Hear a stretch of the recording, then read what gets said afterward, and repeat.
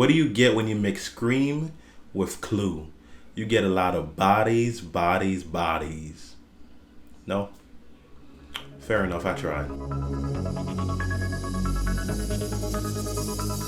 what's good, my fellow film fiends? I go by Kevin Demos, aka the Film Fiend himself, and today we'll be getting into bodies, bodies, bodies. When a group of rich 20-somethings plan a hurricane party at a remote family mansion, a party gang turns deadly in this fresh and funny look at backstabbing, fake friends, and one party gone very, very wrong. And honestly, that's the perfect way to describe this film. It's that and then some. I had a blast, an absolute blast watching this film. Funny, smart, witty, the whole 9 yard, like I just described it.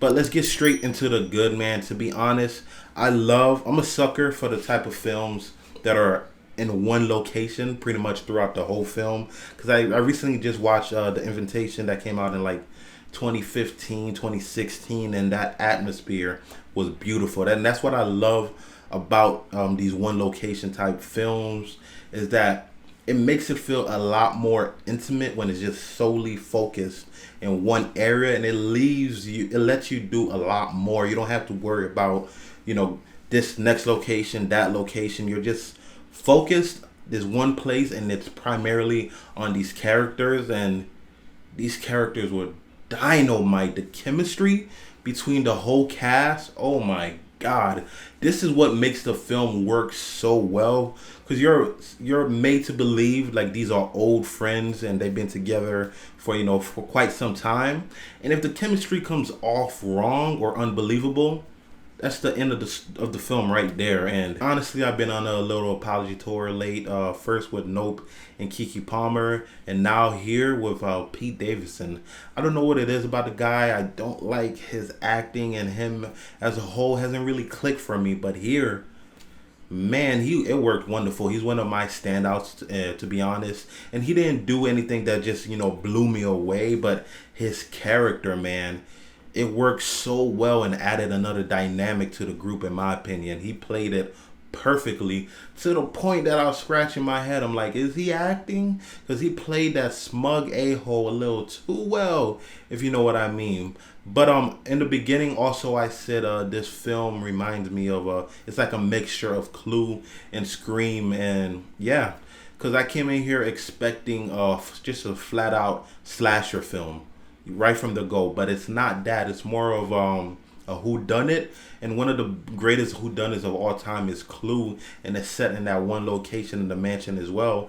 And this is kind of similar. It's just that it's a party, and it's a party vibe, and I feel like this is an updated look for a new generation of Clue, in my opinion. How the game aspect, and then you trying to find out on each stage of who done it, like who's the killer and stuff like that. And they handled that aspect so well.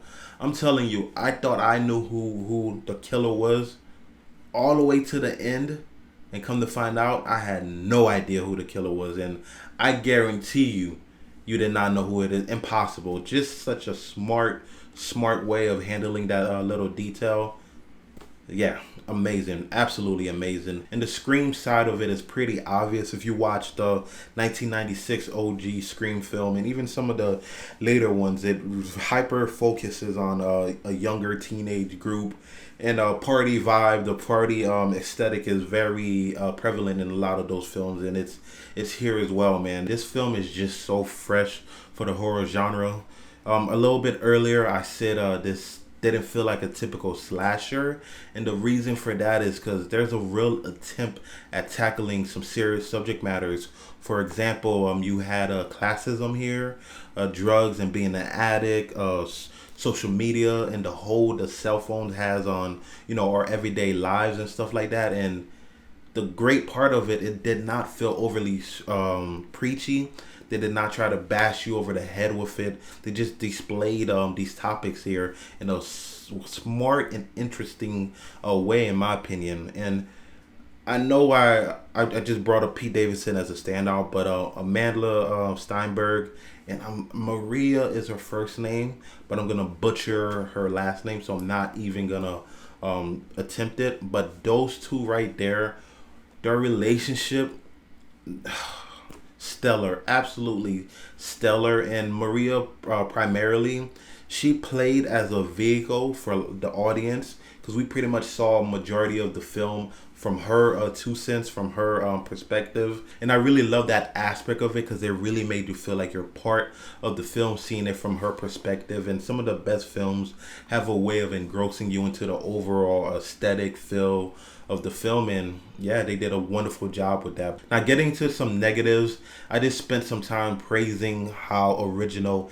and fresh this film felt, but I gotta give them some dangs for the horror tropes, man. They had two in particular, and usually I let that slide, because the genre's been here for so long, and a lot of the time it's unavoidable. But these two tropes played major parts in the overall film. I'm talking about huge, and I can't just look away from that. So come on, in 2022, there's got to be smarter ways to execute what I got to be vague, because it's gonna ruin the film for you if I tell you exactly what I'm talking about. But in 2022, there's better ways of handling certain aspects. And also, I kind of wanted more intricate killings. Like, the killings here were cool, but some of them were off screen, and I don't know, I just felt like the aesthetic, the vibe this film was going with, I thought the kills itself was gonna match, but it didn't quite click with me. That could be me being picky, because I just seen Scream that came out earlier this year, and those kills were just top notch. Here, I just wanted something not to that level, but just something a little more interesting. But that could just be me being picky. And also, some of the character motivations were a bit strange. I know that was to put some suspicion on on these particular characters, like, oh, is it them? But to me, I felt like it did a little bit harm, because the believability aspect of this film, it kind of went out the window at that point, because it's kind of head scratch. I'm like, why would you react in that situation? Why would you say this and the third? But yeah, besides those main facts, I thoroughly enjoyed this film, and that's why I gotta give Bodies a 3.5 out of 5. A modern day twist to your classic whodunit films. It has a stellar cast with dynamic chemistry that elevates the film. It's weak on the actual kills, but strong in the mystery. Just an overall fun time at the movies. And yeah, there you have it, man. 3.5 out of 5, man. I had a absolute blast with this film. I keep saying it over and over again, and I mean it, man. This film was also extremely toxic. Oh my God, it's not you hear the word party and you're thinking, oh, they're just having fun, but no. When they get down to the core of things, like this group of friends, they have some real issues that need to be dealt. And I feel like a lot of friends in real life do have issues that they don't speak on, but here they go for it and they go straight for the jugular, or all puns attended. But yeah, man, overall really had a blast with this film, and I can't wait to watch it again. And let me know in the comments below if you've seen it. My name is Kevin Demos. Until next time, I'm out. Thank you.